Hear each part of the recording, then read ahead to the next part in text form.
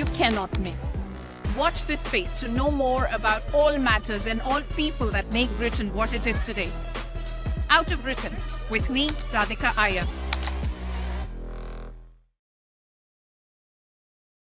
You've been nominated several times for the Grammys, but what it's been like the last 25 years? Because music is also a fairly competitive field. It's of course the search to find your identity is there. You want to do that.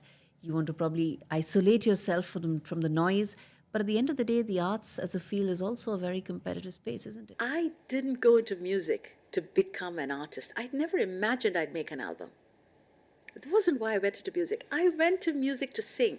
You know what I would do when I started singing? I became a music beggar. I heard for the very first time, I heard Pandit Jasraj sing. And I heard him, I was sitting in the... This is NDTV. And you're watching NDTV 24/7.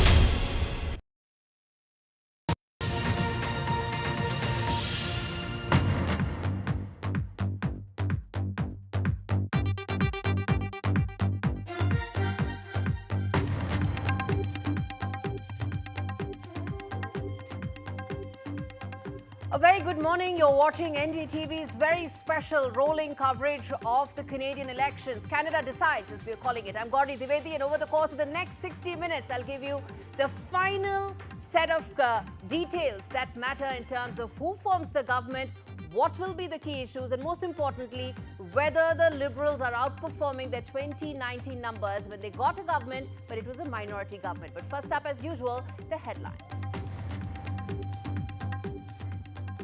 Mark Carney's Liberal Party is projected to form the next government. It may not be a majority government, as the numbers seem to indicate right now.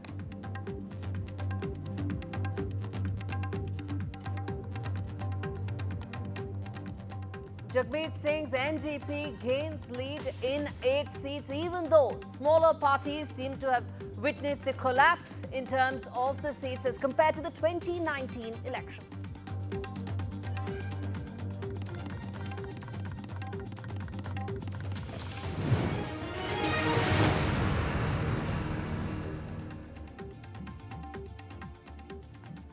Okay, it seems that the first results have come in, and they've projected a win for the Liberal Party. A snap election, remember, was called by Mark Carney, and this has been the election where there's been the shortest amount of period for campaigning, 37 days, and that's the mandate by law in Canada. So parties need to campaign for 37 days, and that's exactly the time that Mark Carney gave before the snap election was called out. All right, reports that are coming in right now on your screens. You can see the latest numbers that are coming in, projecting a win for Mark Carney. I want to quickly now get in a reporter joining me live on this story to give us all the very latest. I believe Yash is standing by to give us a lowdown of how things are looking right now. Yash, it's been a long evening for you. The polls closed about almost 35 minutes back for British Columbia, the last polls to close. And British Columbia, of course, is a large chunk of voters. One of the key deciding factors this time around. Talk to us about what it's looking like right now. Well, it's the end of the road, it seems, for A, the Conservatives, and B, NDP, who has been one of the big parties when it comes to the opposition, who were also supporting the Liberals last time around when they formed the government. So it's going to be a sad end for NDP and massive gains for Bloc Quebec, who have actually gained quite a few seats and is likely going to be the second largest party in the opposition, with the Conservatives. But the key issues that everyone was facing right across Canada, from east to the west coast, were jobs, economy, and at the same time, taxes. But with the elections happening across the border in the United States and Trump getting re-elected, the elections completely changed. The tone changed completely. It was all about survival now, with the constant jibes and taunts coming in from Donald Trump, including this morning on his Truth Social. It was interesting to see how people were voting. I spoke to a lot of first-time voters who are of my age and even younger than me, all of them were of the opinion that I think it's the Liberal Party that's looking more promising now when it comes to handling the threat from across the border. And Pierre Poilievre is considered to be a slightly non-rational leader, as most people call him, and that's you don't want to put one and one together. That is Trump and Poilievre together in one room, and that's the reason why most people are voting for Liberals. It's quite similar to how elections in India. If I dare to draw a parallel here, because when it comes to the state elections, when it comes to it's similar to the provincial elections here. It's fought on issues. It's fought on issues like poverty. It's fought on issues like housing crisis, taxes, and at the same time jobs. But when it comes to the national leadership, everyone wants to elect the best possible candidate. And Mark Carney here, who is right now, as CBC is calling it, going to be the next Prime Minister for Canada, and it's going to be so interesting to see how this this banker and technocrat going to turn things around for the people of Canada, because a lot of them are quite literally suffering because of the long-term policies that have been in place with the previous government, which came from the same party. So it will be quite interesting to see the new trust that has been given to Mark Carney from the Liberal Party, who was They've been just celebrating literally for 2 months 40, ago. 30 minutes right now. Yes. Okay. Who was Absolutely. just They've been literally, celebrating for the last 30 minutes. And I want to quickly, in fact, as we keep playing out those numbers, also tell our viewers that there are two very interesting trends that we need to watch out for. And something that really tells the story behind the story, which is that there was these interesting set of group of voters that came together who actually started a campaign which was modest metros, because cost of living was such a big issue. Modest metros were these bunch of voters across Canada. They wanted to put the focus back on the issues, Yash, that you are talking about, even though, of course, the two people who were not on the ballot really overshadowed the elections, which is Donald Trump and Justin Trudeau. And a lot of, in fact, this election was about just that. On your screens are those, and let's take those full frame, if those visuals are coming in right now. Let's take them full frame for our viewers to see. That's the latest set of celebrations coming in. For the Liberal Party, it seems that they may be doing better than last time around as well. Those numbers are yet to come in. But in 2019, the NDP had done well, and so had some of the other smaller parties, including the one in Quebec. It may not be the case this time around, because that could be this story as far as the change in the voting pattern, particularly in Quebec. Quebec, remember, is one of the provinces where the tariff impact has been quite significant. Montreal and parts of that region have seen a significant impact on the tariff war that Donald Trump initiated against Canada, and then, of course, the backlash that has been going on since then. Canadian polls are broadly seen as the most important election in the generation, these ones that NDTV has been at the top of, one of the world's most prosperous nations, America's closest ally, trading partner. Canada has found itself in recent months unexpectedly in the crosshairs of President Trump, as we've been talking, targeted with tariffs and annexation threats. But the country has also seen many of its coveted national accomplishments in regard to the economy and social issues flip, including higher costs of living, high unemployment, rising costs of housing, and a surge in homelessness and substance abuse. Many of these problems, not just in Canada but in other advanced economies, were, of course, exacerbated by the pandemic. I'm going to play out that report in just a bit, but I want to quickly now get in Maha Siddiqui, who's joining by to give us the very latest in terms of the elections. Many had predicted that it will be a Liberal win, given the fact that Donald Trump acted as a big savior for Mark Carney and his party. What's it looking like on ground? Maha, talk to us about the fact that it ended up becoming sovereignty as the big issue. Donald Trump was not on the ticket, but he was the one really deciding this election. Absolutely. He was the elephant in the room, really. Donald Trump dominated this election campaign from the 20th of January, which is when the entire campaign flipped in favor of the Liberal Party. For a year almost before the last 3 months, the Conservatives were pretty sure that they would be the first past the post, be able to form a government on their own, considering the unpopularity of the Liberal government under Justin Trudeau. And come January, things changed. And how? Mark Carney is now in the pole position to be able to become the Prime Minister again. And again, I say because he was Prime Minister for 3 weeks before he called in for snap polls in Canada, leveraging that moment when he believed that the Liberal Party will be able to make a comeback due to the threats from US, both in terms of the trade threat, that is the trade war and the economic coercion, and also the annexation threat from the US, which remains the biggest issue and top of the voters' minds today when they cast their ballots. Voting has now closed even on the West Coast, and the counting in the West Coast will also begin now. However, it's the East Coast that clearly remains most vital as far as the counting and the number of seats is concerned in Parliament, with Ontario sending 122 members of Parliament and Quebec sending 78 members of Parliament. So these two provinces really will determine who is the next Prime Minister and which party gains the most number of seats in Parliament. So clearly the results from the East Coast are already suggesting that the Liberal Party is in the lead, which makes Mark Carney a happy man today, considering that the voters have shown their confidence in a man who is a newcomer to politics. He's a former banker, an economist, somebody who's been an advisor to Justin Trudeau, but he has been able to so cleverly pivot his campaign to project himself as someone who wasn't really associated with Justin Trudeau, even though he was. He's been able to project himself as an individual who will be the best person who can negotiate with Donald Trump. And today, that is what he is taking his gains from.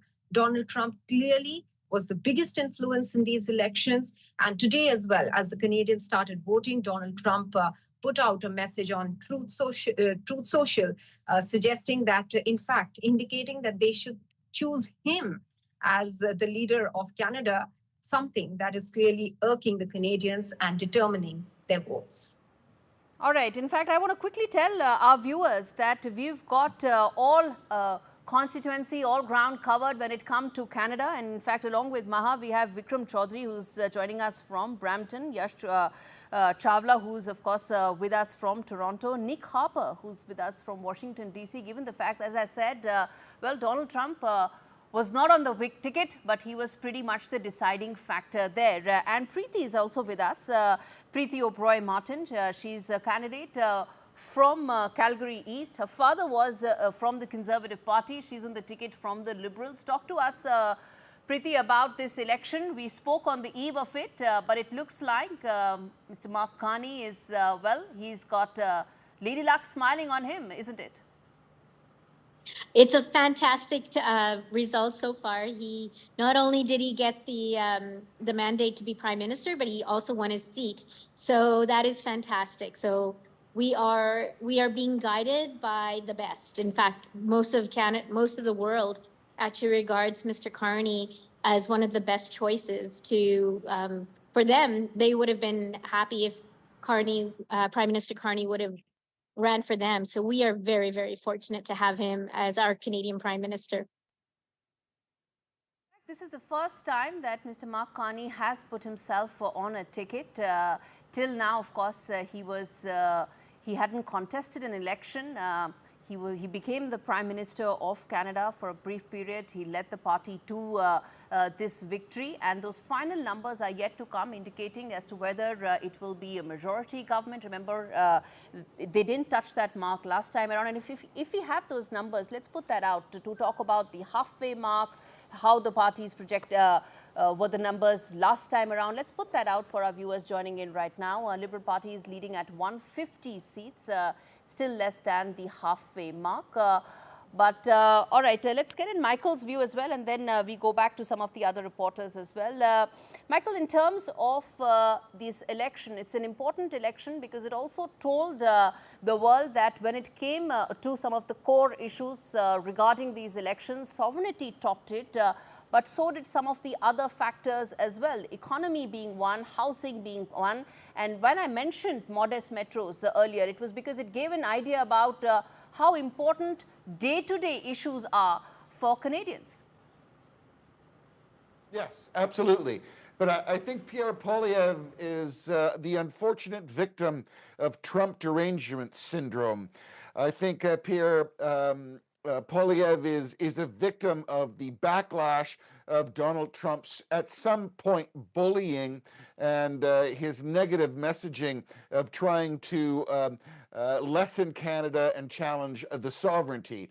I think Mark Carney did an excellent job of being able to position himself supporting Canada and supporting Canadians.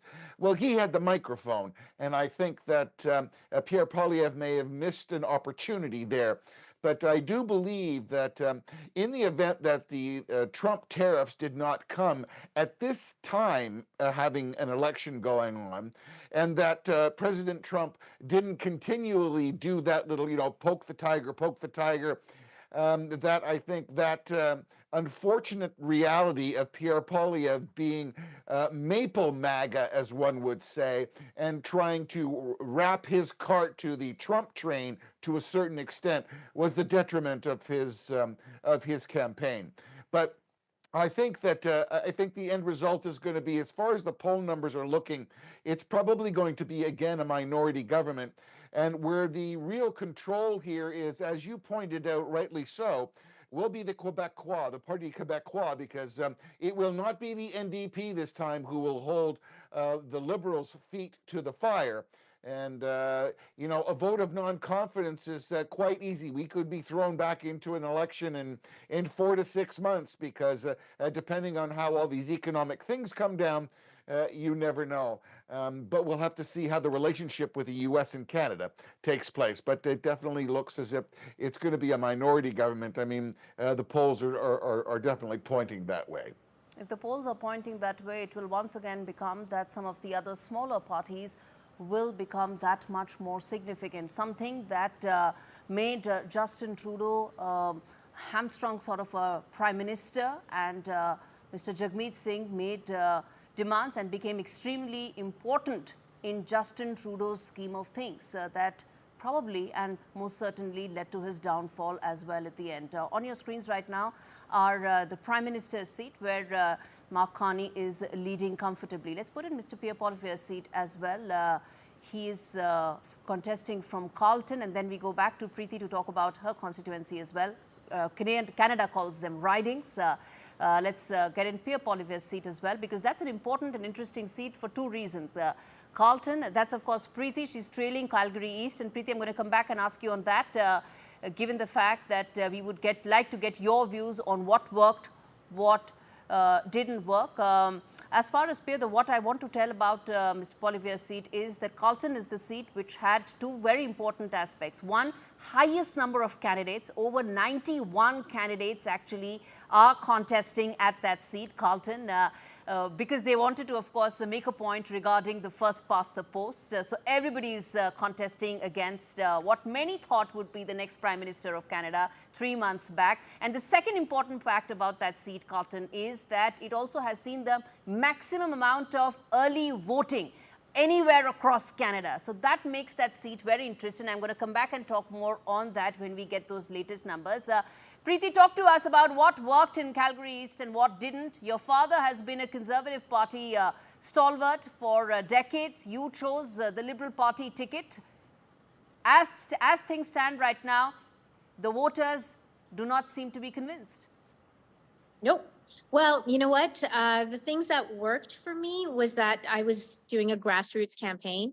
I had the challenges of coming into the race at the very last minute. They approved me literally 3 days before they called the election. I had, and it wasn't something that I was expecting to do. So my biggest challenge was getting my name out there without any local media coverage. I think they were fearful of my last name because what it has happened is towards this last week, more and more people have come up to me and said, "Oh my God, you were running," and I'm like, "Yes." So it was very hard for me to do a proper outreach in the short period of time. So I'm not. This is just the beginning. I guess the biggest thing for me is that everyone that has come out has asked me to stay, and so I will stay no matter what. I will take the course because it's not really a conservative riding as it is a low voter turnout riding.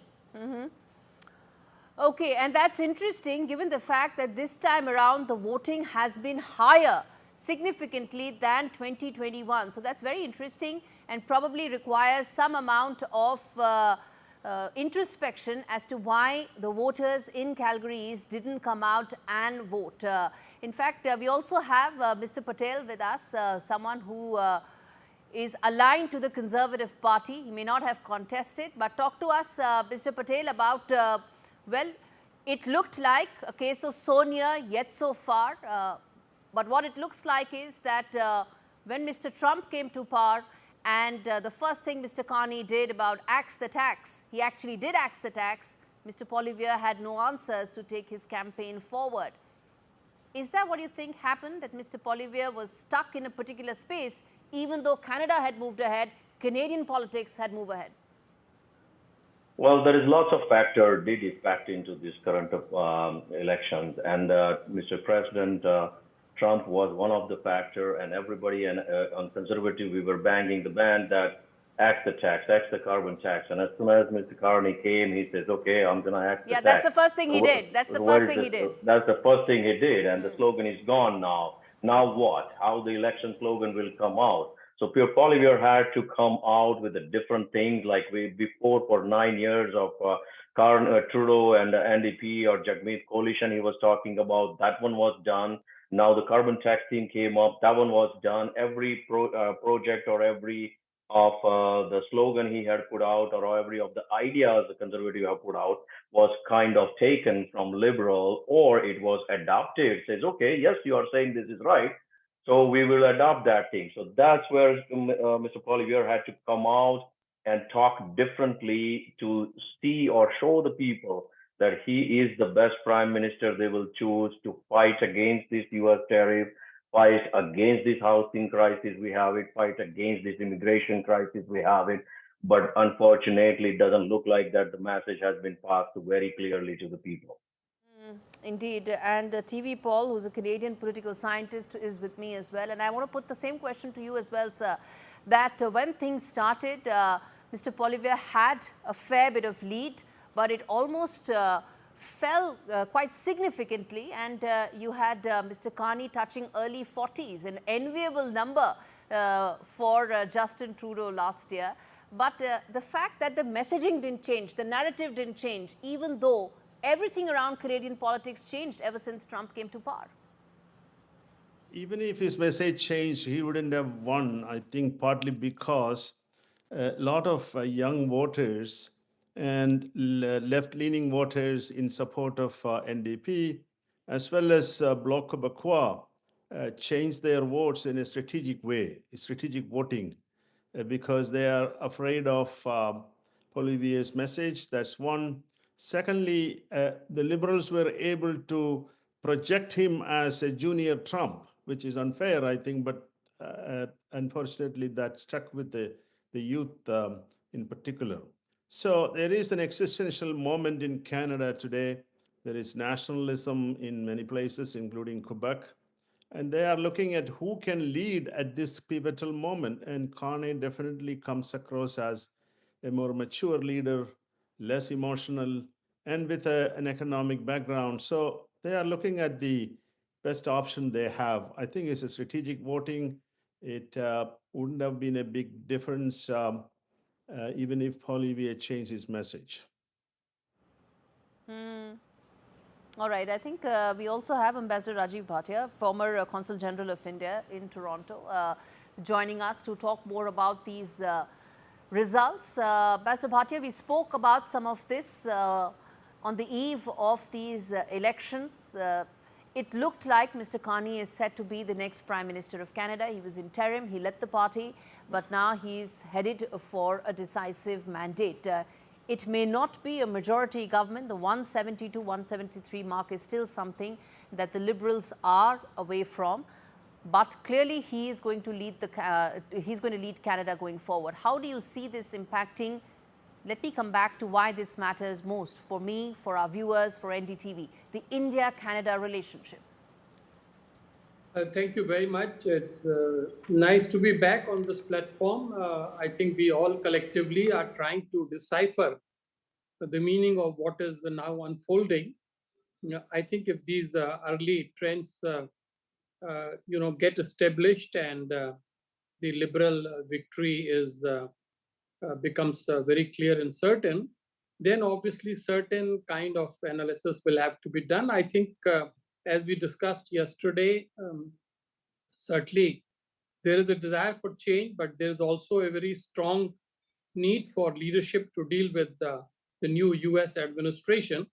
What we have not covered in detail is the fact that the economic issues are of a pressing nature for Canada. Canada is a G7 country. It's one of the most advanced economies, but estimates suggest that in the next 1 or 2 years, it probably will serve as the lowest performing economy among the developed countries. So with or without the US issue, economic situation is becoming quite difficult.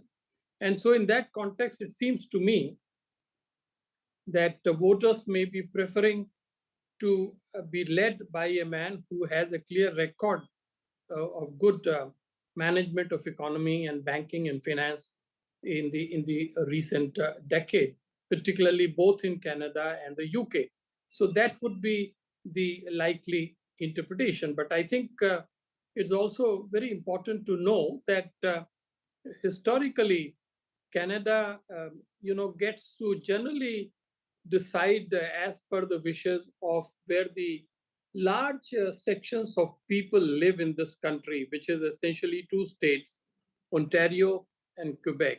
So we are waiting for these constituencies to come in. I want to quickly tell our viewers, they account for 58% of the seats for Canada, Quebec and Ontario. They're the vote-rich segments, and how they decide what they feel essentially decide what happens in Ottawa to a large extent.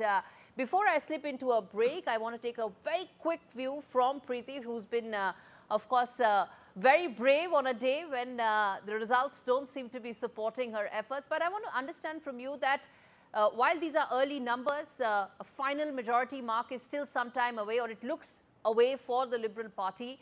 How different do you think, if there's a minority government in 25, how different it will be from the one in 2019 that Justin Trudeau had led? I think there's a bit more there's more unity in the sense that we want to actively to fight a common enemy. So I think we will be able to have a longer minority government. Traditionally, if everybody can work together, then it's actually good. But in 2019, we didn't have the same nationalism. We didn't have the ability to have our provinces open up and work together as a repeated claims about trade. Annexation and wanting Canada to be the 51st state, and there were no tariff threats. That was the difference. Right, and so unity is a real big thing that you can even see it. All the different provinces are working together, so we can work together and sell our resources to each other instead of down south. So I think it might be a little longer. Okay, so I'm going to take a very quick break, come back on the other side, talk more about 2 important aspects and the trends that these numbers throw up. One, how will the Liberal Party now be led under Mark Carney, even though it may not be a majority government, just like in 2019? And secondly, the big picture, what will be the New Delhi-Ottawa relationship under Mark Carney? We come back and talk more. Stay with us.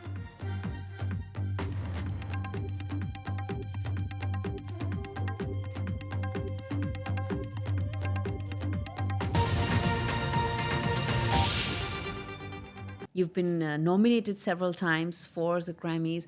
But what it's been like the last 25 years? Because, music is also a fairly competitive field. It's, of course, the search to find your identity is there. You want to do that. You want to probably isolate yourself from the noise. But at the end of the day, the arts as a field is also a very competitive space, isn't it? I didn't go into music to become an artist. I'd never imagined I'd make an album. That wasn't why I went into music. I went to music to sing.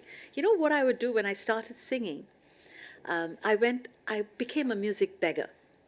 I truly would. I heard, for the very first time, I heard Pandit Jasraj sing. And I heard him, I was sitting in the first row because I was a patron of this arts organization. I didn't know who he was. I never heard Hindustani music. I'd been in Brazilian, Carnatic, all of that, but never much with Hindustani. I sat in the first row, and then he started singing. And then for the next 4 hours or 3 hours that he sang, I must have cried through the entire concert of his because it was so beautiful, so magical. And in my mind, I said to myself, I want to learn from him. And, like this, but of course, most of these people take students when you're They're 5 young and they live with them and they travel with them and do all of this. But the universe has a way of working. And I've got to tell you a very wonderful story about Pandit Jasraj, who I wanted to learn from, but I didn't know him. And I went to a concert of his after that again.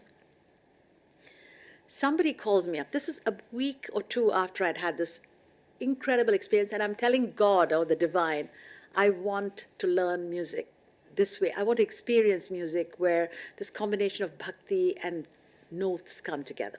This is what's going through my head. I'm praying. I don't know quite how I'm doing it. A friend of mine randomly calls me up and he says, 2 weeks later, and he says, and this is so bizarre, the coincidence, that I can't call it a coincidence, I call it universal synchronicity. He says, oh, I'm a single guy, and I'm going to have Pandit Jasraj to my house for dinner tomorrow. But they have just called me up and given me a list of dietary requirements for him, which I cannot meet because I'm a single guy. I was going to order Chinese food, but he doesn't eat onions, he doesn't eat garlic, he doesn't eat anything. I don't know what to do. Do you think we can move the dinner to your house? And, because you've got cooks and stuff, so maybe you can do it. I said, of course, this is the guy I've been dying to meet. Yeah. So this is how I met Pandit Jasraj, and then I begged him to teach me. And I met all these teachers. So for me, this journey of finding music was never about performing. And when Pandit Jasraj gave me his senior most disciple to teach me, Pandit Girish Vazalwar, who passed away, I would sing for 10 hours a day. His senior most disciple to teach me.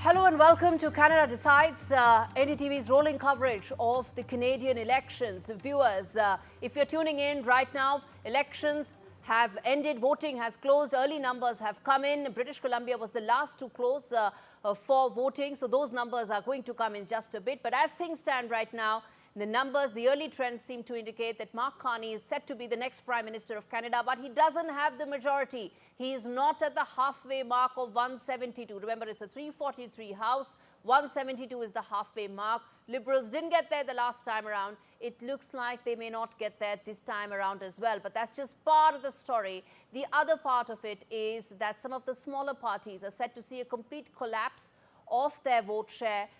That includes the NDP led by Jagmeet Singh, the man who was at the forefront of leading Justin Trudeau's government towards completely failing the India-Canada relationship last time around, is now set to lose the National Party status. His party is set to fail to secure 12 seats in these elections, and that will mean that NDP will no longer be a national party in Canada. Jagmeet Singh, viewers, has been the person who's been at the forefront of the extremist views related to Khalistan that had a major dent on the India-Canada relationship under Justin Trudeau's tenure. Since then, the relationship has recovered, but guess what, viewers? Jagmeet Singh's fate has tanked. And on your screens are those latest updates coming in that the NDP has failed to secure 12 seats in these elections. Now, this also means that he will not be a deciding factor even if Mark Carney doesn't reach the 172 mark. Jagmeet Singh is not going to be a man deciding the fate of Mark Carney going forward. So yes, Lady Luck smiling on Mark Carney for more than one reason, but not for Jagmeet Singh. And that, of course, has huge ramifications for Canadian politics as well as the India-Canada relationship. As I said, the man who's been at the forefront of the extremist views with regard to Khalistan, extremist views with regard to how the India-Canada relationship got impacted, is now facing political oblivion. It may be political irrelevance for sure for Jagmeet Singh if his party loses National Party. Ambassador Bhatia, let me get in your thoughts on this, because this is going to have a huge impact on the future government. Mark Carney's government going forward will not be hamstrung the way Justin Trudeau's was. At least the Khalistani extremist ideologies will not be part of the New Delhi-Ottawa relationship anymore. This is certainly significant. I think, as we all know, there are mainly 5 parties, and obviously the government will be formed either by the Liberal Party or the Conservative Party. That leaves the 3 other parties, one of which you are reporting would lose its national status. That leaves the other 2, Bloc Québécois and the Greens Party. And obviously, we will have to watch as to how they are performing and what exactly they are bringing in. If, as you are pointing out, it could be a minority Liberal government, then they will have to go and secure political support from one of these 2 or both parties, which is doable, which is feasible, but it will all depend on the post results negotiations. What comes to my mind is that this means that the strong leadership of one single party that people were hoping may not come through. It's still too early, of course, to talk about the outcome. We will have to wait until all the results are in. But on the other hand, I think this is also important that there could be the building of national consensus, at the political level, that we have 2 or 3 major national issues: economy, relations with the US, role in the world, and that will have to be then tackled in a proper manner. You mentioned about the India angle. As I mentioned, No, sir, there's no also, India angle. India is the primary focus. We are looking at these elections. They matter, but they matter to us for a reason, and that's why this rolling coverage is that much more important. Stay with us, sir, because I want to get in Vishal Vivek, my colleague, to really give us the details as far as the breaking news that's flashing on our screens right now. The big takeaway from these Canadian elections. Vishal, take it away. Give us the latest.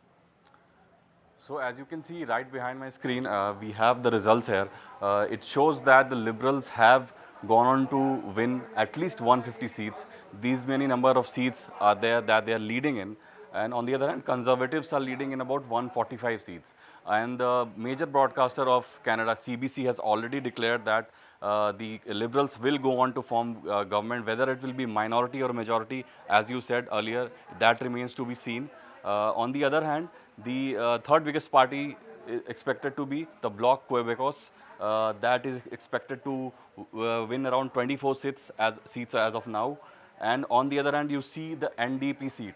The controversial leader from Canada, Jagmeet Singh, if he does not win 12 seats, if his party does not win 12 seats, which seems to be the case right now, it's leading in 10 seats as we speak, it will lose the national status, and that will be a big blow to the party, because it had been struggling in the opinion polls, and they had said that it is expected that he could be out of the national reckoning in the next polls.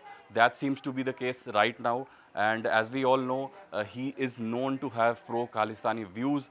He has made a lot of controversial statements against India. His party has hosted a lot of pro-Khalistani leaders. That has created a lot of ruckus between both the countries. The ties have been at all-time low just a few months ago. So all of that will come into the picture. But so far, you can see that Liberals have a comfortable lead already, more than 150 seats, and they are expected to form the government anytime. I believe that Jagmeet Singh would also be asked to then leave if his party loses the national party status. That's extremely important, and that will have ramifications. It's not just about the NDP. That's not what the focus is. The focus is on the India-Canada relationship, which suffered because of Jagmeet Singh and NDP. And that, in fact, is a question I want to put forth to both Preeti as well as Ton Patel, as well as and in fact, Mr. TV Paul as well, the fact that how much will the India-Canada relationship now be impacted by these developments, and also what could be the future roadmap like? Mr. Paul, let me ask that question to you first. How do you see now the next phase of the India-Canada relationship, especially in the backdrop of someone like Jagmeet Singh, his party doing so badly, his political fate almost sealed? Does that mean now Mark Carney is going to look to repair, rebuild, and take this relationship forward? My reading is that Mark Carney definitely is more pragmatic when it comes to India and the relationship with India. But I wouldn't rule out NDP support. They have got 10 seats or will get. Maybe necessary for Mark Carney to form a government unless he goes with the Bloc Québécois, which is even worse in Canadian terms, because the Bloc Québécois has only one agenda, that is separatist. They are not separatists. At this point, there is not much support for separatism in Quebec. I'm in Montreal, and it's declining because the larger threat is the United States. But Mr. Singh is likely to lose the leadership. He's supposed to get out of that role. And so we don't know who will take over NDP at some point. But the point is, Mark Carney is definitely going to have economic relationship with a large number of states in Asia Pacific as well as Europe. And India definitely pictures in that context. But I think quite a bit of diplomacy is needed on both sides, because the relationship is still suffering from a lot of that backlash from the past few last year's backlash. And the judicial process may continue. We don't know how that will produce any more revelations. Okay. But I am optimistic. No, but that is not the point. The point is not about judicial, any of those details. The point is about the outlook. And I think that is the larger picture. I want to quickly now get Yash Chawla as well, who's with us to talk more about the latest that's unfolding, given the fact that it's now certain. It's in fact, the Canadian broadcasters, the state broadcasters, they have actually said that it's now Mark Carney who's set to be the next Prime Minister. But explain to us, Yash, right now, that the party hasn't reached the halfway mark. It is not at 172. It will need the support of some of these smaller parties. Will that dilute, change the agenda? Will that make legislative business tougher? And who are the parties that Mr. Carney is likely to tap into the first? That's an interesting question, because the government doesn't function the same way as it does, or let's just put it across as the elections don't exactly work the same way as they work in India. It will be a minority government, as what we are understanding, and you don't need to have the absolute majority of the 172 golden marker. Keep in mind that the last government that was led by Justin Trudeau was also a minority government with the support from NDP. So it's going to be interesting, because you're going to keep a lot of people happy to ensure that the House still functions. And when if you remember in February this year, when Justin Trudeau was trying to step aside, and there was this whole issue between the November of 2024 to the February of 2025, when Justin Trudeau was trying to, I wouldn't say play with fire, but at the same time, Jagmeet Singh was also threatening to pull out of the government, but was not ready to pull out of the government, and was waiting for some provincial elections to take place. And then, and eventually they never pulled out of the government. So it's going to be a topsy-turvy ride for this minority government if it happens. And who knows when the next elections will be called again, because it's going to be an uphill climb for the Liberal Party, keeping in mind what everyone thinks of the damage which was already being done in the last 4 odd years, specifically with the policies, with the immigration, as well as the housing crisis. It's going to be a very difficult and an uphill climb for the Liberal Party. And the next 6 months after the election, after the swearing in of Mark Carney, are going to be extremely crucial for not just Canada, but for also the political relations from with United States across the border, and also with major nations like India, China, Mexico, because we come in the same continent as Mexico. That will be very crucial. Indeed, that will be very crucial, and I think that is when the tough task of fixing Canada's relations, particularly with America, the most important trading partner, will take center stage. And after the rough and tumble of electoral politics, the very first for Mark Carney at the age of 60, he will then look to take care of probably the only G7 economy which is set to enter a recession, and that I think is very important. But Yash, I want to ask you one more thing, and this is details that are just coming in right now, which is downtown Toronto, a constituency that the Liberals lost last time. They've regained this time around, and many believe that really tells the mood of the nation, that how things swung back for the Liberal Party. Well, it's rightfully called the bastion of the Liberals. It's the home turf, as they call it. Interestingly, just a few months back, there were the provincial elections, and Doug Ford, who is a conservative, won the elections, and many thought that that would be the the early picture that everyone was painting, that it will be conservatives at this time who will be leading the elections and winning the elections, but as in, you threw the elephant in the room, and that elephant, by the way, was Donald Trump. I mean, that really swung the favor in front of for the Liberals. But as you mentioned, the stronghold of Liberals, which is the downtown, it is a tough place to be right now, to be honest, because it has a housing crisis which is looming in right now. The condo market, the condominium market, as we call it, the housing market in Toronto has crashed. There are no new sales happening. Realtors are looking at a 40% nosedive when it comes to the number of sales that are happening month on month. So it's going to be a tough situation, not just for the realtors or for the people living there, but also for all the parties. Absolutely. Whatever happens from now on, it's going to be an uphill climb for Mark Carney and the Liberals. And yes, stay with me, which is why the Liberal fortress coming back to Carney's camp was so important, and I wanted to address that. But there are numbers are changing. The election is still not over. Remember, it's never over till it's all over. And let's put those numbers out for our viewers to see. It looks like the Conservatives have climbed up a little, and it may end up being a neck-and-neck fight.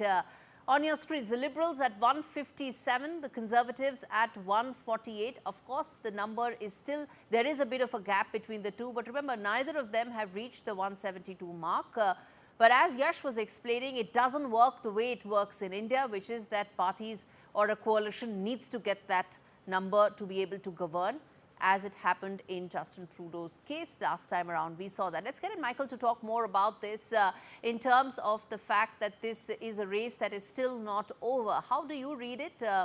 Some have already declared the election in favor of Mr. Mark Carney, but it seems like the Conservative Party is making small but important gains. If you look at the numbers, there's the amount of polls that have just turned in is 342 of 343 available seats.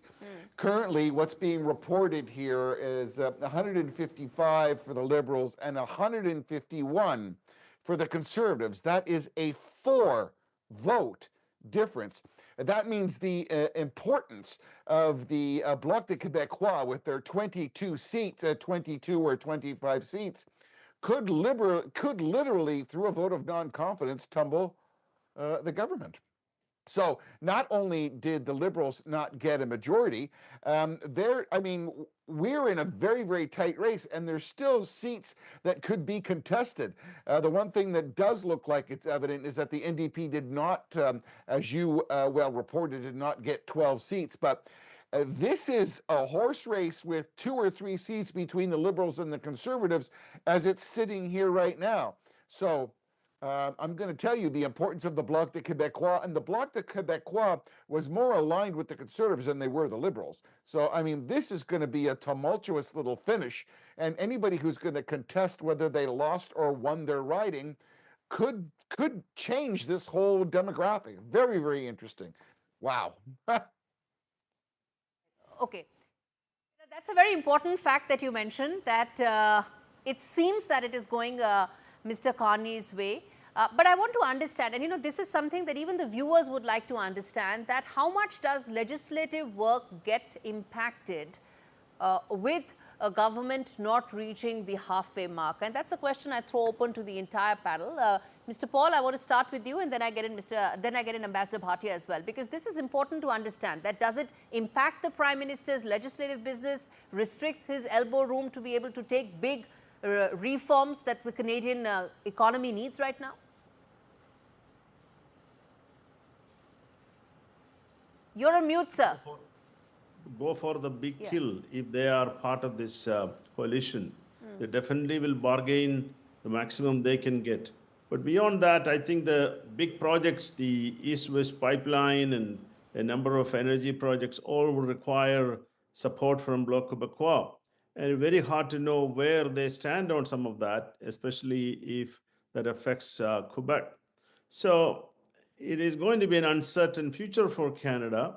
Not the capacity to fight with Donald Trump will not increase unless, of course, there is a national consensus, which is not yet there on how to deal with him on some of these issues. But I think it is a challenge. We all wish it was a majority government, whoever one party would have been able to run it, but it doesn't look like the electorate wants that this time.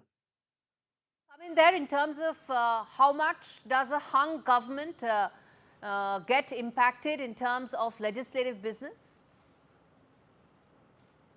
Well, I think it's a very significant factor. Legislative agenda is an essential tool for the government to ensure marching forward. And if you don't have a majority, it is going to be a handicap.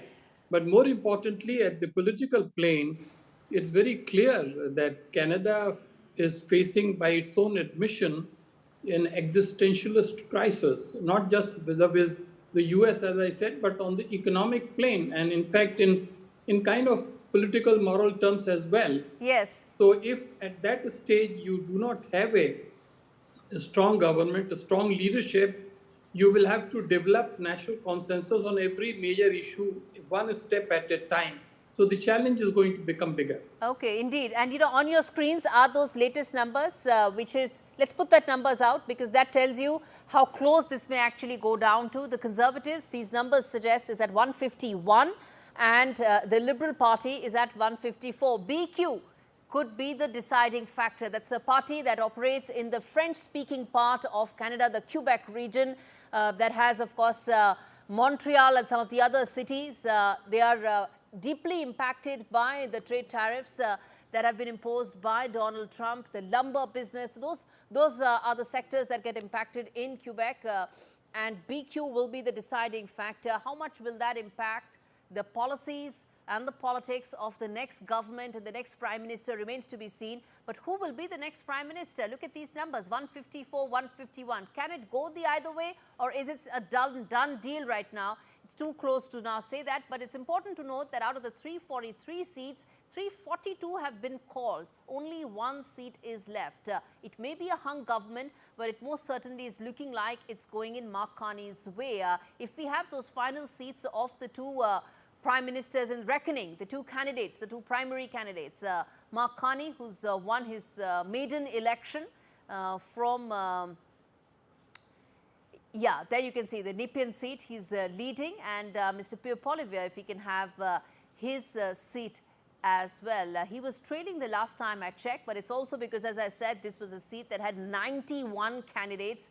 The ballot paper only going into 3 long pages.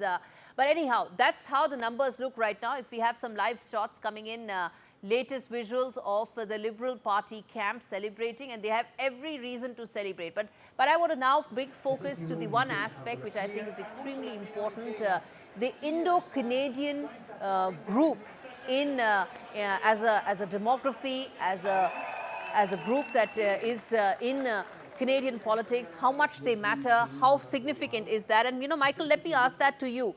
In terms of the Indo-Canadian group, they've been at the forefront of the previous couple of elections, this time around as well. How do you see them impacting politics and policy making of Canada going forward? Absolutely. I mean, the city of Brampton, under the leadership of Mayor Patrick Brown, has always been a very interesting community. I mean, it is a majority South Asian, and it votes generally liberal, but they do change to conservatives. They back the party that puts them in the best light. Indo-Canadians are hardworking people. Indo-Canadians bring business and create business. They're an absolute important fabric of our society and of the industriousness of those people who have come to this country and want to be Canadian and work with Canadians, as well as those who are born Canadians. So I think not only culturally but work ethic wise, I think the one interesting aspect here is that one of the policies that was talked about was the student visas. Indeed. There were some bad actors that tainted a certain group of student attendees in Canada. Yes. And I think that's something that has to be addressed so it doesn't become a country issue. But remains a specific issue. Are very much in politics. Absolutely. And are very, very important contributors. And that you've raised an important point. I want to get in, Sai, Vikas, on this to talk more about the students issue, the student visa issue. And of course, Canada as an important destination for Indians. You want to talk to us about sir, the fact that, some of the politics that really shaped policies related to immigration the last couple of weeks, the last couple of months. How do you see the future outlook? Hi, good evening to everyone. Good evening to the panel. It's going down to the wire, probably to the last ball, as they say in cricket. We'll see how that shapes out. Interesting comments from the panel, but let me address your question. I think there are two facets to it. I think there's one economic facet, if I may, how Canadian economic interests and foreign policy can be aligned to kind of fuel the growth. In the last few years, what we have seen is relationships with large superpower economies like India and China both have kind of soared. So the foreign policy was not handled deftly, if I may say, and with the tariff threats and Canada facing an existential crisis, I think it needs to find a space in foreign policy to accommodate win-win interests with both India and such emerging economies. So I feel the new government will look at it Indian students looking at, Vikas, Indian students looking at Canada as a destination has been at a 4-year low. There's been over a 25% dip in the number of Indian students who want to go to Canada. A lot of that is because of the local domestic issues. Do you see some of them being addressed now and it becoming an important and attractive destination for students? Absolutely. I was coming to it. So the second piece of it is that the confidence in Canada has been eroded. Like Michael said, there have been some bad actors, but that being said, generally the policy making has been quite erratic. There's been no method in madness. The immigration policy kept changing on a frequent basis, and that has impacted the confidence of Canada, especially in the South Asian market. So that needs to be restored. So there has to be a semblance of policy that needs to come in. Yes. And I believe that whoever comes into power now would give a better direction to the immigration policy, because the cornerstone of Canada's story over several decades has been immigration. And students do bring in a lot of multicultural fabric to it. They have hardworking people. They come in and settle and build. a career in Canada. Right. Thank you. I want to get a quick word from Yash before we wrap things up here. Yes, Yash, you had a point to make. Well, I was just listening to the conversation about how students bring in this multicultural fabric to the country and how hardworking they are. Immigration, along with the student visa policy, is directly related, and in some form, it materializes into the when students come in, they would love to stay back, love to get involved more with the country and get jobs, and then eventually get permanent residency and then citizenship, which is always the case for other people as well. Like this is the same Yes. route for everyone as well. But with the way things have been running right now, colleges Yes. are being forced to shut down a lot of courses. A lot of campuses are deserted now, and this entire process Yes. is leaving a lot of students feeling cheated that this image, this dream of Canada, that they Yes. would land up on the shores and get work hard and show their mettle and prove their worth and get residency, is unfortunately coming to an end. Absolutely. I'm going to leave it there. Thank you so much, all of you, for joining me on this special edition, Canada Decides. And as we wrap things up, well, you just saw the latest details coming in of Pierre Poilievre trailing in his own seat, a man who was set to be the Prime Minister just 3 months back. And that's just how much the Canadian elections have changed. Thank you so much for watching this very special broadcast.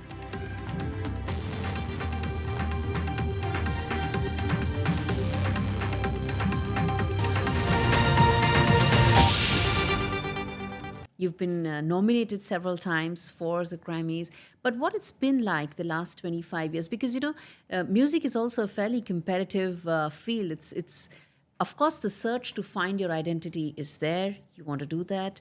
You want to probably isolate yourself from the noise. But at the end of the day, the arts as a field is also a very competitive space, isn't it? I didn't go into music to become an artist. I'd never imagined I'd make an album. That wasn't why I went into music. I went to music to sing.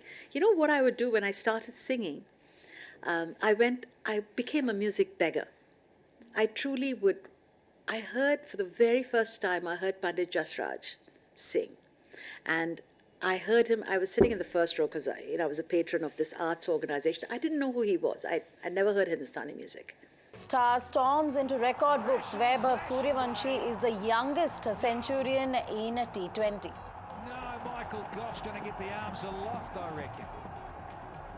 Fifth. Put everything into that, the youngster.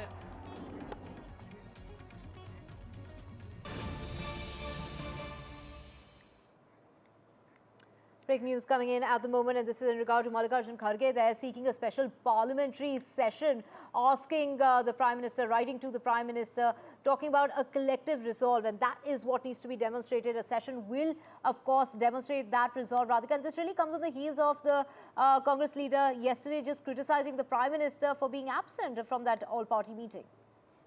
That's right. In fact, as you... Mallikarjun Kharge had criticized. Yes, go ahead, Sunil. Well, as you rightly pointed out, Mr. Kharge, and I think what we'll see is a series of other letters from opposition leaders to the Prime Minister asking for a special session so that the political voice, just like they did in Jammu and Kashmir, same way reflects the will of the people, which has really affected India, and that we all speak in one voice, cutting across party lines, to not only condemn the terrorist incident and to support the government, but to really take things forward in terms of how we should internationally isolate Pakistan, continue to, hunt the perpetrators of this heinous crime and bring them to justice, and support the government in whatever measure, be it diplomatic, be it military, be it in any other step that should be required. Of course, there will be questions that will come up in that parliament session about the lack of security or the intelligence failure, but be that as it may,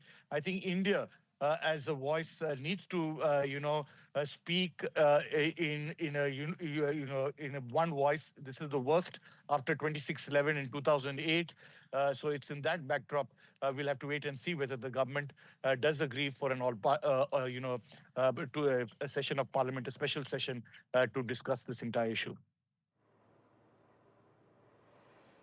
Right. In fact, Sunil, as far as the collective resolve is concerned, we've been seeing parties really standing by the government, especially over the last few days after that meeting took place, where the parties, in fact, Rahul Gandhi himself saying that he stands by all the actions as far as the centre is concerned. But yesterday, perhaps, after that all-party meeting was held, Mallikarjun Kharge there criticizing the government over his absence. But certainly what is required is collective resolve, but also a sense of unity is something that, has to be projected, which seems to be the need of the hour. But there seems to be, while there is consensus on some aspects, there, isn't, a clear consensus at other times.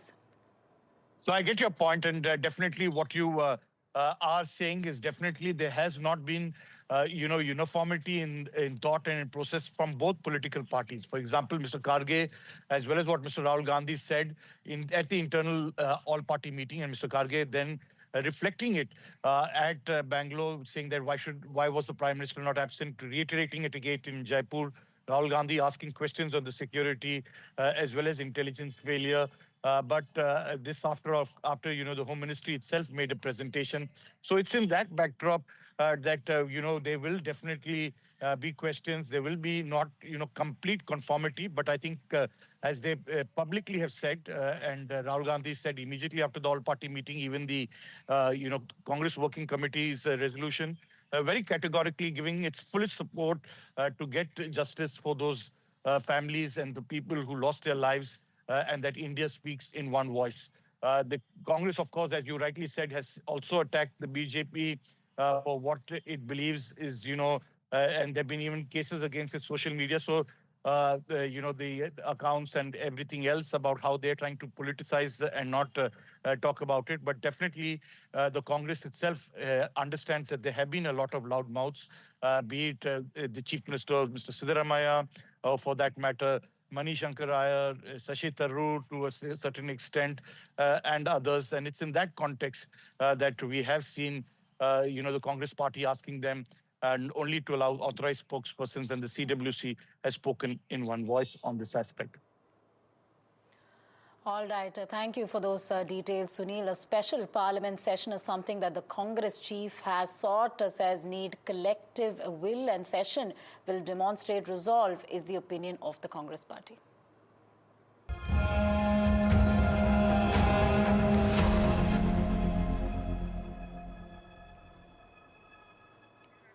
A week after the brutal terror attack in Pahalgam, where 26 innocent lives were lost, Divya security forces continue a massive manhunt for perpetrators.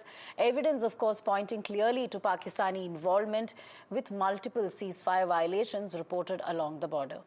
That's right. We're talking about multiple violations for the fifth consecutive day, line of control. This is now in the Akhnur district. Tensions have escalated between India and Pakistan, with political voices like Umar Abdullah calling this a watershed moment as far as J&K is concerned. But it's like you mentioned, it's been a week, and of course the manhunt continues. And to know more on this, we have Nazir joining us from Srinagar. Nazir, of course, in regard to it's been a week, and the terrorists are still at large, and of course the manhunt continues, and at the same time there are ceasefire violations from the Pakistani side that have been reported. And now, yesterday was the first time that there was a violation as far as the Poonch district is concerned, and now it's coming in from the Akhnur district. This is the area where the violation has now been reported from. Well, I'm in Pahalgam, and this place is trying to come to terms with the loss after a horrible terror attack a week ago. Pahalgam is clearly not the same place. A week ago, it was bustling with activities. Thousands of tourists were here, but today, not much can be seen. Let me pan the camera and show you. Not even many shops are yet open, though they open a bit late. And you can see security, clearly CRPF deployed here in this marketplace. A week ago, it was not easy even for the traffic and the traffic police to regulate traffic on this road. But today, not many vehicles are actually moving on this road. Despite markets may be open, but that sentiment is still missing, and this place is trying to come to terms with the laws.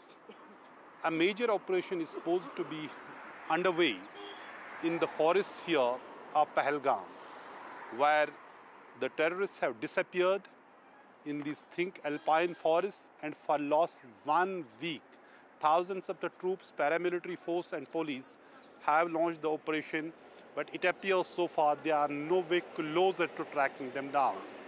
That is something everybody has been waiting for, because it's not just tracking them down because they're involved in this heinous crime and killing of innocent people, 26 killings, massacre of people, but also thank you for getting us those details. Of course, 26 innocent lives lost, and of course, reviving the economy of Kashmir is something that will take time. Let's also get you this report filed by our colleague Shiv Varur. Today is 1 week since the Pahalgam massacre, and let's take a look at everything that's happened in the last 1 week and everything that hasn't happened in the last 1 week. The investigation, of course, is continuing. Forensic evidence has been collected. Fresh videos depicting the gunfire from the terrorists has emerged on the 6th day. And the hunt for those terrorists is obviously still on. What hasn't happened is that the terrorists haven't been caught, and no major military action has yet been taken, even though there continues to be an overwhelming sense of anticipation that India will be taking some kind of a big move. What has happened is, at the very, very local level, a dozen homes of different terrorists in different parts of Jammu and Kashmir, and we visited them, have been destroyed by the local police. Patrolling and security has been beefed up in different parts of J&K. There is a visible depletion in tourism, obviously, as a result of what happened 1 week ago. But again, politically speaking, the air between India and Pakistan has escalated into what appears to be some kind of a big action that is coming. Here in Jammu and Kashmir, 1 week later, when we visited Pahalgam a couple of days ago, it seemed that people had started to come back in some measure, but there is a great deal of anxiety, and there is no ignoring that. The numbers have definitely taken a hit. Tourism data, which will come out maybe a couple of weeks from now, will show that damage has definitely been done, and it's going to take a long time for it to recover. But the important point is justice for the victims, for the innocent tourists who were there in the Baisaran Valley, which we visited as well. So far, there's been no visible sense of justice for them, either in terms of the terrorists who were there, who attacked them, or their handlers across the border in Pakistan. So this 1 week later is still very much a story in motion. Right. Thank you so much for getting us those details. Stay with us. Of course, this is in regard to India slamming the, Pakistan when it comes to the United Nations. There, of course, those comments that were made by the Defence Minister of Pakistan, Khwaja Asif, admitting and confessing the country's history of supporting, training and also funding terrorists and their organizations. Of course, he had gone on to say that we've been doing this dirty work for the United States for the past 3 decades, including the West and the UK. Those are the comments that were made, and those are the comments that were slammed by Yojana Patel, Radhika. That's right. In fact, the ambassador, Yojana Patel, India's deputy permanent representative at the UN, also saying this confession was not surprising and it exposed Pakistan as a rogue state that has been fueling global terrorism. Let's listen in to what she said. It is unfortunate that one particular delegation has chosen to misuse and undermine this forum to indulge in propaganda and make baseless allegations against India. The whole world has heard Pakistan's Defence Minister Khwaja Asif admitting and confessing Pakistan's history of supporting, training and funding terrorist organizations in a recent television interview. This open confession surprises no one and exposes Pakistan as a rogue state fueling global terrorism and destabilizing the region. The world can no longer turn a blind eye. I think one should call out the enormous irony and perhaps the futility at large of the United Nations that a country like Pakistan, widely considered the global fountainhead of terror, gets to speak and has a say at a United Nations launch of something called the Victims of Terror alliance network. That tells you pretty much everything about how ineffective these global forums have been when it comes to India, Pakistan. But Yojana Patel, India's number 2 diplomat in the United Nations, has given it back in full measure to the Pakistan side. This kind of to and fro at the United Nations is not uncommon, but in this particular case, I think the emotions have been running especially high after Pahalgam. The Defense Minister of Pakistan, Khwaja Asif, has helped India's case by giving an interview to Sky News where he spoke to Yalda Hakim quite honestly about Pakistan's support for some of these extremist groups, quote unquote, and therefore. India, quite frankly, at the United Nations or elsewhere, has never needed grist, has never needed data against Pakistan. We've got more than enough dossiers which are not vague by any nature. They are specific when whether it is 2611, whether it is Pathankot, whether it is going to be Pahalgam. Once those reports are finalized, India has more than enough information about Pakistan. But at the United Nations, at forums like this, it is protocol, it is standard operating procedure to continue to hammer them, label them as a rogue state, and hopefully ensure this time that the Pahalgam massacre, where innocent tourists were targeted by Pakistani terrorists, obviously with local help here in Kashmir, will pay some kind of a price. In fact, Pakistan's Defense Minister Khwaja Mohammad Asif has made a big statement. He said Pakistan has reinforced its forces because India's intrusion, in fact, India's military action is something which is imminent now. That's right, Radhika. He went on to say Pakistan's military had briefed the government on the possibility of an attack by India and that Pakistan is on high alert, that it would only use its arsenal of nuclear weapons if there is a direct threat to our existence. That is what is being said, that Pakistan is now ready for an attack because they feel that that is imminent as far as the Indian side is concerned, which is why they have regrouped their forces.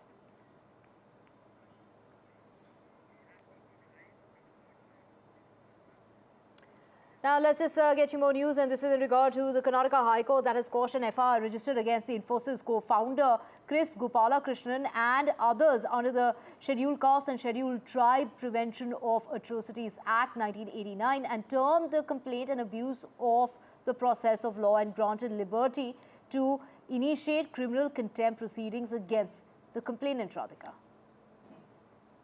That's right. The court observing that the complaint was an attempt to harass the petitioners. The FIR was based on a private complaint filed by a former faculty member of IISc who was terminated in 2014 following an internal inquiry into sexual harassment allegations. To know more on this, we're joined by Deepak. Deepak, take us through the details of the case. We believe the court there, the High Court there, has quashed this FIR registered against Chris Gopalakrishnan. Take us through the nature of the complaint and what exactly transpired. Well, as far as Mr. Chris Gopalakrishnan is concerned, he was a part of the governing council of the IISc when this termination, and of course at the end of it, of course he was asked to leave IISc as well. This is a person who was, there were allegations that he was facing of sexual harassment, misappropriation of funds as well. This was challenged in 2015 in the Karnataka High Court, but it didn't fare well. There's eventually a settlement. He had also agreed that he will not further proceed with any sort of charges. But now, after that, he has again filed multiple complaints. FIRs were registered, and this is the latest one that has been quashed, where the court has said that this is an abuse of the process of law.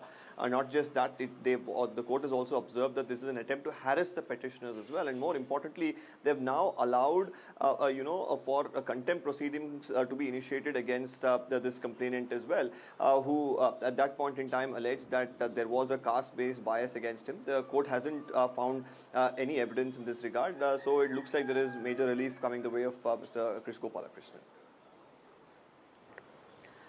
All right. Thank you, Deepak, for getting us all of those details. Let's shift our focus to some breaking update. This is in connection to Mehul Choksi. In fact, no bail has been granted for Mehul Choksi, who is wanted in connection with the PNB scam. Choksi will continue to stay in jail. So that's right. The latest update from a court in Belgium.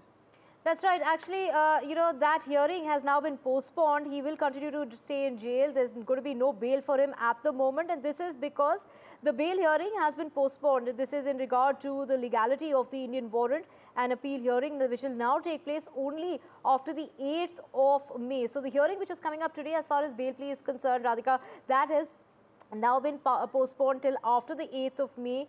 They will be setting a date for the hearing concerning his extradition. He will have to continue to stay in jail for now. So the hearing, the bail plea hearing that we've been speaking about, in fact, since morning, that that was coming up in the Belgium court today, that has been postponed. We don't know the grounds on which this has been postponed. We will, of course, what we do know is this will only take place now after the 8th of May. And it is the legality as far as the Indian warrant is concerned that is going to be questioned. And of course, the Indian side, of course, wanting his earliest extradition and, would have also perhaps, opposed that bail plea. But of course, now he will have to continue to stay in jail. All right, let's move on to now some updates from Tamil Nadu. Tamil Nadu Chief Minister M.K. Stalin inducted DMK's Mano Thangaraj as Milk and Dairy Development Minister. This is a portfolio he had held earlier. This is after multiple churns that have happened as far as the cabinet in Tamil Nadu is concerned, which led to also resignation of some of its earlier ministers. You're talking about Senthil Balaji, and of course, who has been facing money laundering allegations, and Pon Mundi, who made explicit comments with, casteist overtones, therefore put in their papers. Of course, our colleague Sam Daniel has spoken with the new minister, who's spoken about those changes that have been brought about in the government. Let's just listen in to what he has to say.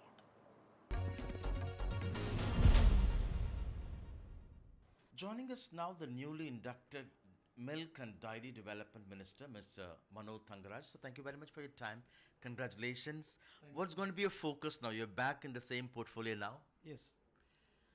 Actually, this is a very good opportunity our Honorable CM has given to me, putting trust on me that I will be able to run the thing in a better way. And really, I extend my thanks to him, first of all. It's a tricky situation. On the one hand, you should give better pricing for farmers. On the other hand, you should keep the price under control for consumers. How do you balance it? The biggest challenge of Avin is this, because the farmers entirely depend on the primary milk producer cooperative societies. So we have to sustain the farmer, we have to sustain the cooperative societies, as well as we have to sell this in a very reasonable price. Because, as it is a government thing, people expect that they should get at a reasonable price. And of course, Avin is doing that for the last few decades. That's a very good thing in the part of Avin. And because of Avin only, the farmers are getting a fair price, as well as the consumers are also getting milk in a very, very reasonable price. And to balance it is a real risk, and it's a very big task. And fortunately, because of the support of the government, because of the infrastructures we have, we will be able to do it. How do you look at the entry of actor Vijay in Tamil Nadu now? Many say he could also draw the support of minorities now, which has been the stronghold of the DMK so far. Sir, these are all